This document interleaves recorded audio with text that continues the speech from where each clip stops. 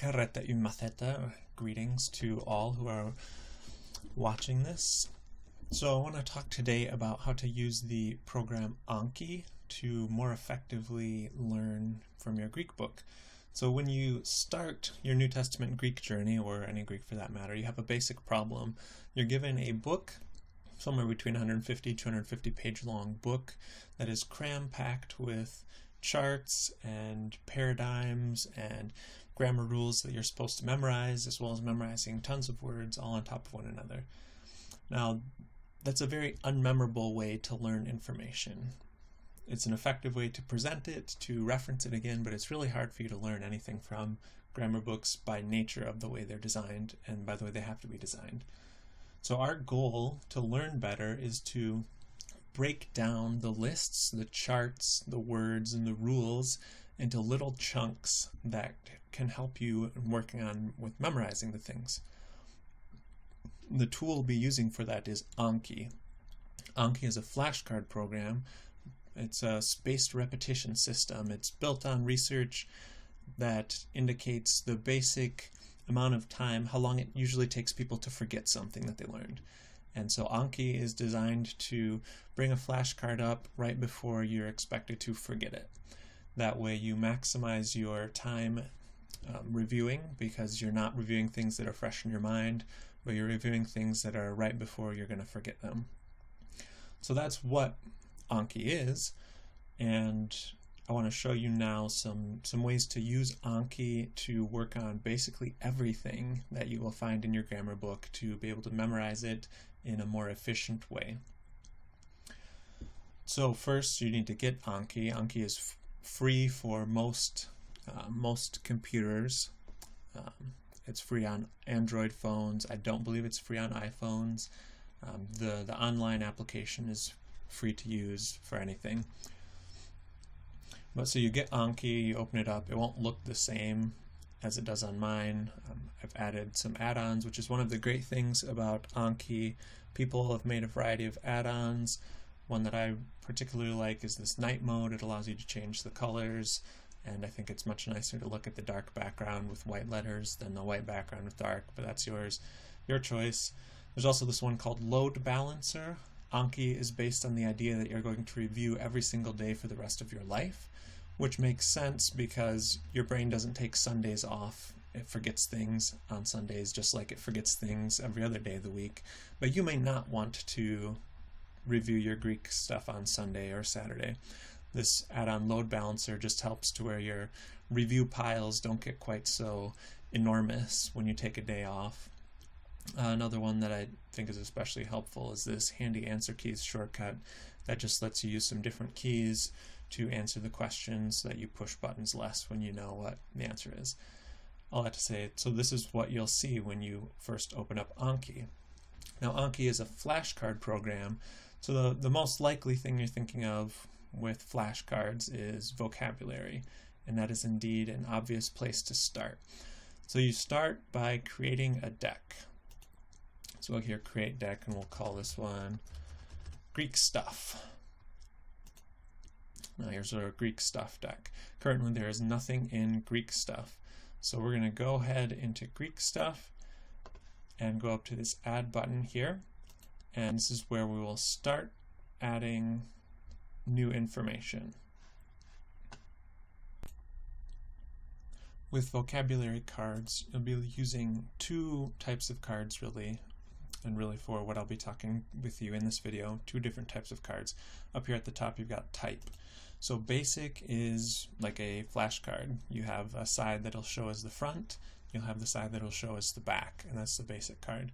The other type of card we'll eventually use is this basic and reversed card. That way you'll get two cards when you make it. It'll give the front, the back, and then it'll give you the card that's reversed as well. But we'll just start with a basic card here. And we want to do some Greek typing, Greek word. So I'll just typing in Greek here, and I'm not using the accents because they're kind of a pain to use sometimes. So I'll say Oartos is bread. We could say that's our basic vocabulary card. And we could go in, look at this deck. Here's our Greek Stuff deck, and it has one card in it, Oartos, bread. Okay, that's a pretty lame card, but good enough. If we want to get a little more creative, thinking that pictures are more memorable than words, we can say, well, let's go and find a good picture that looks very bread-like to us. So you can search for a lot of Greek words, just as Greek, a lot of ancient Greek words are still the same in modern Greek or are still recognizable in modern Greek. So I did a search here for artos, got some bread, say I like this picture, that one looks very bread-like to me. So with Anki, you can just paste pictures right in. You can also paste sound clips and videos right into the card. And we'll say I'll make that the front, o artos the back. I'm going to make this a basic and reversed card.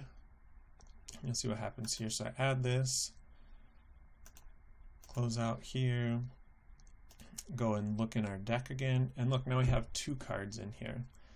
So we have the card that will show bread first, and we have the card that will show the word first. So if we were to go in and review, our first one is the bread, and you would remember o artos. The other one, o artos. You remember, that's the bread. So there you've got your basic cards. You can do the same thing with, say, let's look for a verb, peripateo, to walk. Now you may not know how to type in Greek. Your computer probably has a Greek keyboard built into it, a modern Greek keyboard at any rate. We'll see if peripateo comes up, still walks. No, we'll type it in English here. Picture that directly like walking to us. So you can type in Greek, you can get a what's called a Polytonic Greek keyboard. That's a keyboard that has all the accents and breathing marks that you're familiar with from your New Testament Greek, or that you'll be taught about. Modern Greek only uses one accent, so modern Greek keyboards won't have all those if you want them. If you don't know how to type in Greek or don't really want to learn, you can find either in your computer software, your Bible software, or online. There's all kinds of Greek texts and Greek lexicons that you can find online that you would be able to just copy and paste without typing.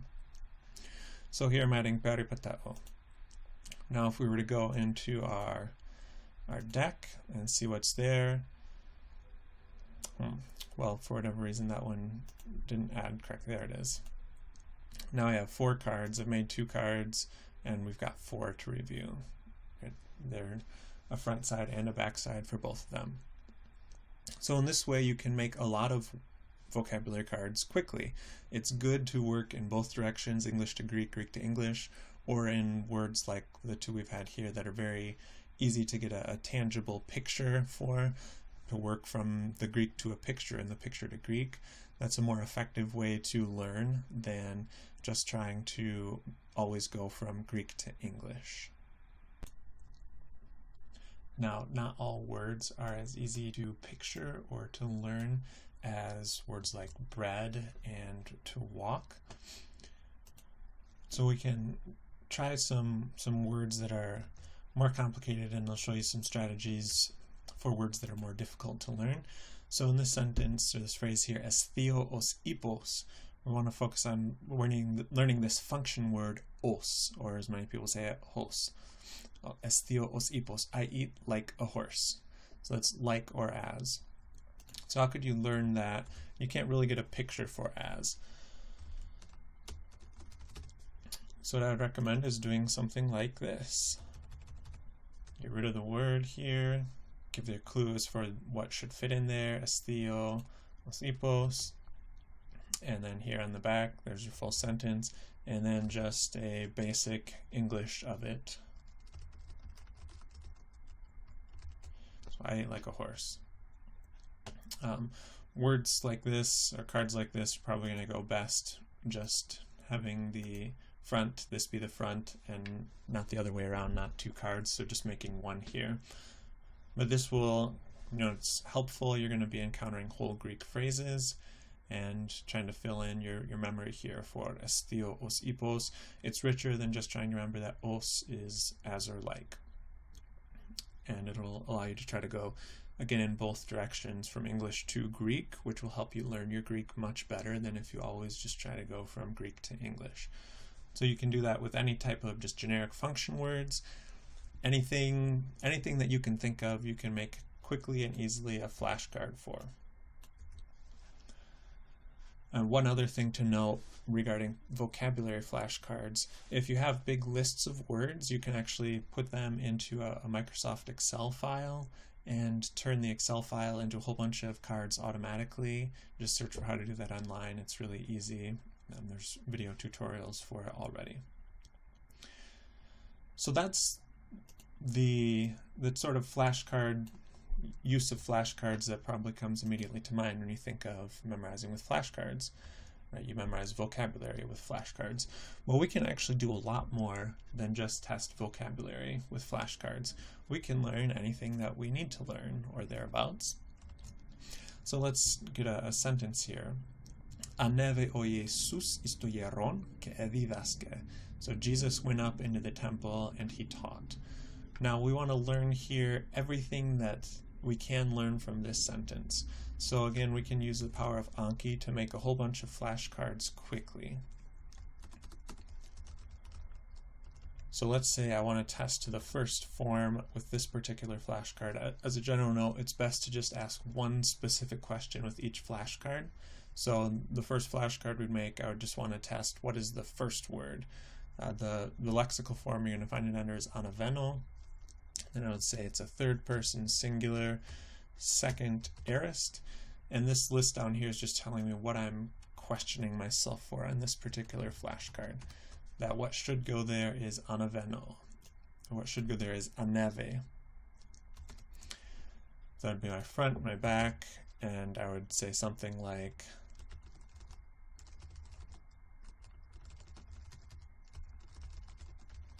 right, just so as I remember what the sentence means in English. So with this, that would be one flashcard from this sentence that you're testing the first word. So you're learning your second aorist forms, aneve from anaveno. Now we could also say we want to test, we know what o Jesus is, that's pretty easy, but say we don't know what istoyeron means, so let's test for that.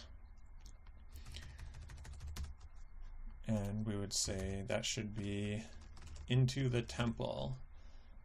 And down here, we'll say that's into the temple on the back side. So again, we can generate many cards from the same sentence to test many different things. We could also do, if you need to test a didaska, that's a third person singular aorist from didasco. It allows you to create a lot of cards to test yourself on many different things quickly. And that's the real strength and power of Anki. Of course, you could also go sort of in reverse and say something like,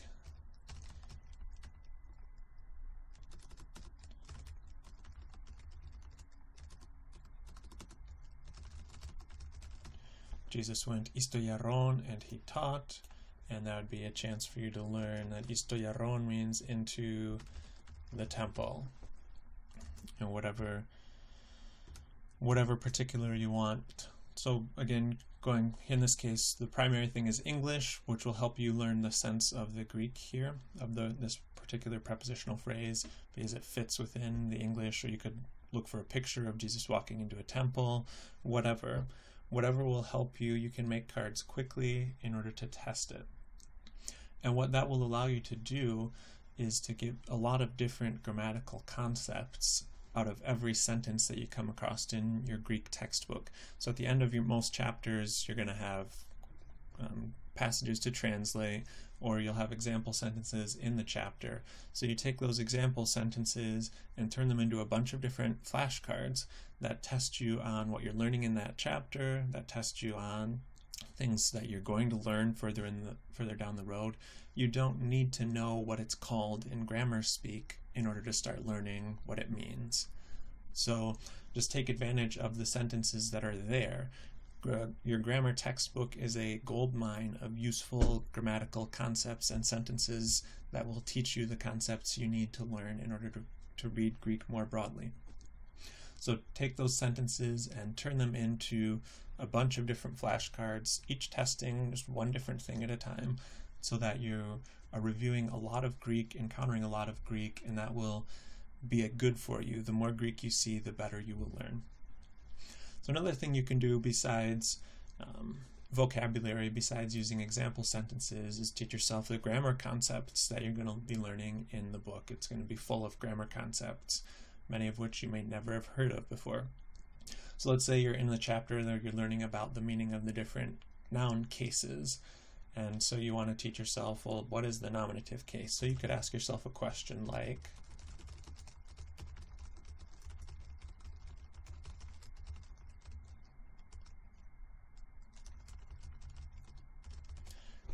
basic question, what case is the subject of the Greek sentence found in? It's in the nominative case. You can make all sorts of questions like this. You could test essentially the same thing by saying, again, just foregoing accents for the sake of typing quickly right now.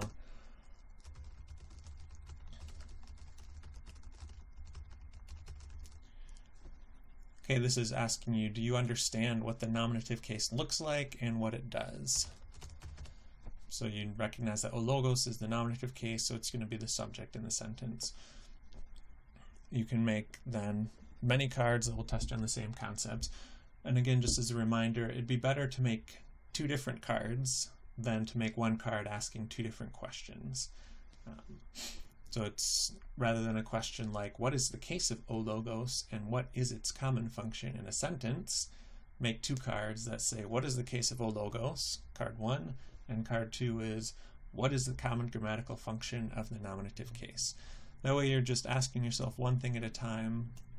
It'll make your reviewing a lot quicker, and it'll be clear whether you've got the answer right or wrong on your review. If you ask yourself 2 things on a card and you get one of them right, did you get it right or did you get it wrong?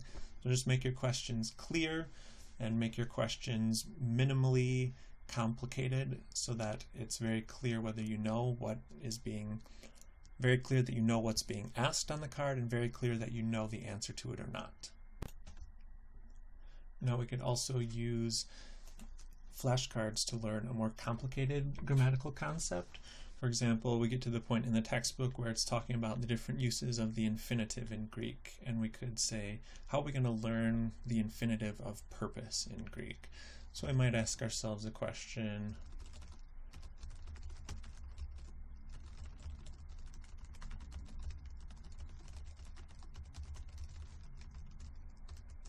what are the 3 constructions? So this is not a great question. It's asking you for 3 pieces of information instead of 1. It would be better to make 3 cards.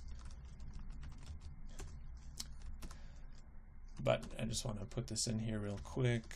To plus infinitive or isto plus infinitive. So again, it would be better to ask for all 3 of these in maybe 3 different cards. To plus infinitive can be a purpose, spare infinitive can be a purpose, isto infinitive can be a purpose.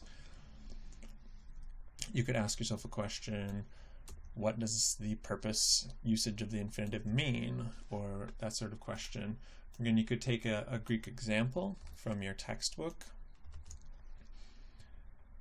So we've got this example sentence, porevome etymase topon imin. So I'm going to prepare a place for you. And you could give yourself an example card.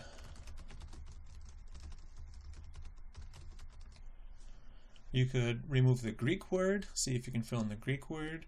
You could remove your English translation here to see if you know what you should put in. Whatever you want to test, I'm going to prepare a place for you.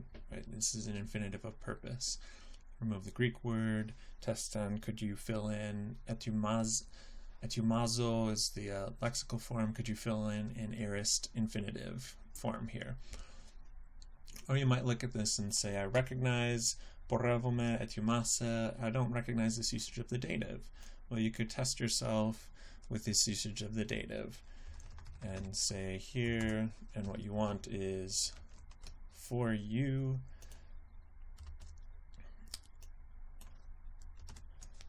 and so you'd be testing yourself, can you put you mean in there? You might want to give yourself just the clue that it's the plural, that's the dative plural form of Sue, whatever you need to cue yourself to where you know what you're actually asking on your card. So now you know it should be dative plural Sue of for you is the meaning. You may not have a label for this usage of the dative, but you can start to learn that the dative is used this way. Start to memorize it just by repeating it over and over again as you review your vocab cards. In this case, your grammar cards. So those are some cards that you can use. Now, one thing I haven't mentioned yet is paradigms. So you're going to see all sorts of verb paradigms, noun paradigms, adjective paradigms, participle paradigms, etc., as you go throughout your textbook. How do you memorize paradigms? Well, I want to suggest that you don't actually need to memorize paradigms per se. If you're working through all the different example sentences in your chapter, the example translations at the end, you will already have a complete set of verb forms in your example sentences. So you'll be memorizing all the forms that fit into the paradigm. So the focus, I would suggest, is you should focus on learning the actual forms in actual sentences, and then learn the rules to generate the paradigms when you need to do that. And you can test yourself whether you're learning this by periodically getting out a pen and paper and writing out the paradigms as a self-test for practice, just to make sure you know what you're doing in producing them. That's probably a more effective way to learn the paradigms than to just try to rote memorize them. The choice is yours. If you wanted to make cards where you put the whole paradigm on the front of a card, missing one of the options, and then made yourself fill it in, you could certainly make cards like that. So that is an option as well. But let's say you want to review them in a more specific way to be able to generate a whole paradigm. So you could make a card, for instance, that asks you, what is the first person singular middle passive indicative of pistevo? And you would be able to see whether you can generate that it should be pistevome or not. And again, you could do this for any of the cards that you want, or any of the paradigms that you want. You could make these kind of two-way cards. And just so as you know what you're asking yourself, I would put something like, say, VP, verb paradigm. And on the back, it would just say, first singular middle passive indicative. So you'll get it one way saying, can you generate the form? The other way saying, can you say what form it is? And you'll want to give yourself some sort of tag or indicator that you're not asking what it means, but what form it is. You're just asking one thing at a time. So that's how you could review your paradigms if you want to do that in a more specific way. You could also, say, make the cards that teach you the rules for generating paradigms. So you want to learn your verb ending specifically, and you could ask yourself, what ending is this? And well, your answer would be it's the first person singular middle passive ending used by the present and the whatever other forms. Those are basic questions for drilling paradigms. You could also say you want to learn your contraction rules. You could make a question like,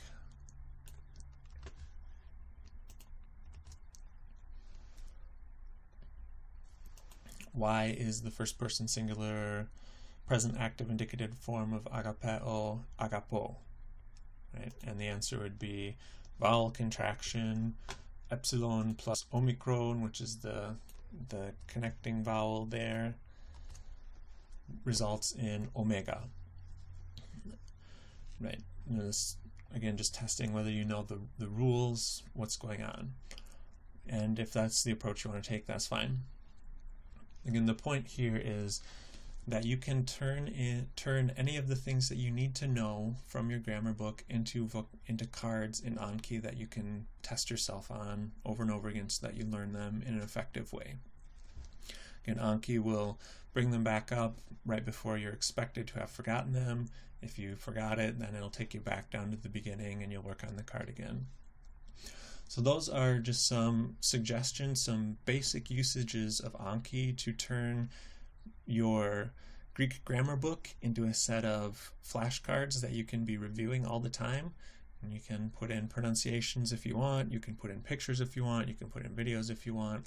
You can test yourself on what your vocab means, you can test yourself on all of your paradigms, you can memorize your grammar rules, etc. And you can do that all within Anki, and it'll be a effective and efficient way to learn the massive amount of stuff that you need to learn. And you'll be breaking it down instead of just looking at a paradigm chart, dazed and confused. You'll be able to ask specific questions, see whether you know specific pieces of information, and that will be a helpful boon in your study of Greek. So again, just some examples of how to use Anki effectively for Greek study. I hope that this could be useful for you in your own endeavors.